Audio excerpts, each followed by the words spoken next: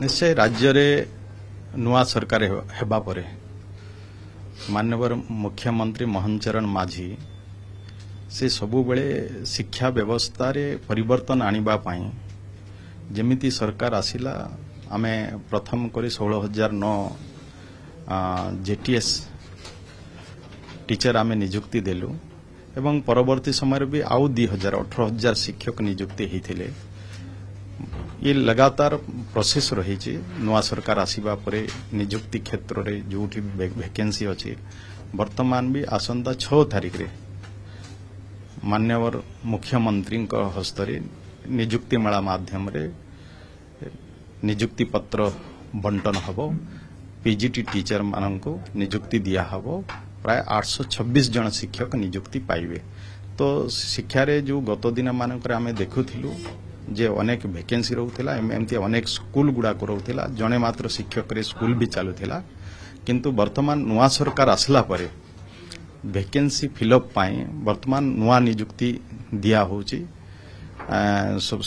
सबु समय रे प्राय वर्तमान जदि हाईएस्ट नियुक्ति क्षेत्र भी देखा जिवो तो निश्चय शिक्षा विभाग रे अधिका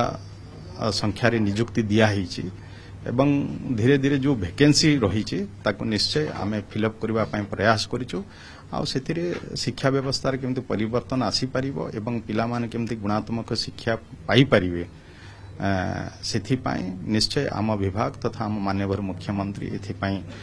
जोर दैथुवा कारण मु निश्चय माननीय मुख्यमंत्री को बहुत बहुत धन्यवाद ज्ञापन करी। सर असंता 9 तारिख रो गोटे टीम अपन तीनोटी फेज रे शिक्षक जो उच्च माध्यमिक शिक्षा परिषद अधीन रे जाउछन्ती माने शिक्षक से स्कूल हेडमास्टर हो तो प्लस 2 कॉलेज रो अध्यापक होंतु प्रिंसिपल हो से माने से अपन आईएम अहमदाबाद को पठौछन्ती मैनेजमेंट रे ट्रेनिंग नवा पे 4-5 दिन ट्रेनिंग हो से ट्रेनिंग दे तर मूल उद्देश्य कोन एवं से ट्रेनिंग नेला परे से माने केमति ताको आसी इंप्लीमेंट करिवे स्कूल माने देखो तो निश्चय टीचर मान को भितरे कैपेसिटी बिल्डिंग तैयारी करबा आवश्यकता अछि से माने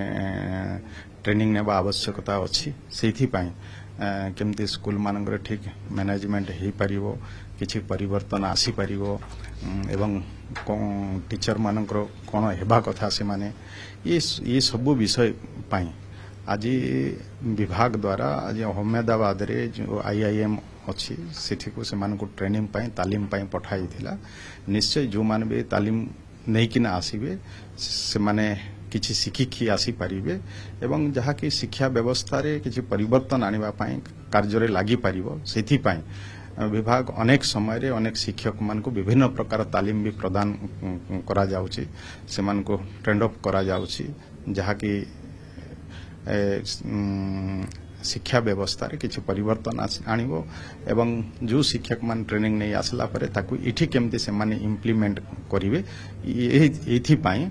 विभाग सबु बेले शिक्षक मानक भितर किछि परिवर्तन पाई ये सब कार्यक्रम करछ। स्कूल प्रति माने बहुत पिला भी आग्रही हेबे अर्थात ता सहित अभिभावक माने मध्य मनोबळेबे ये तार उद्देश्य निश्चय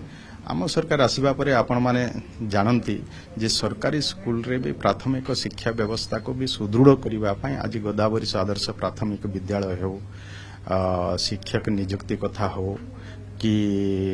जो 9th 10th पिला मान को एमडीएम दिया हो नथिला तांको एमडीएम देवा कथा हो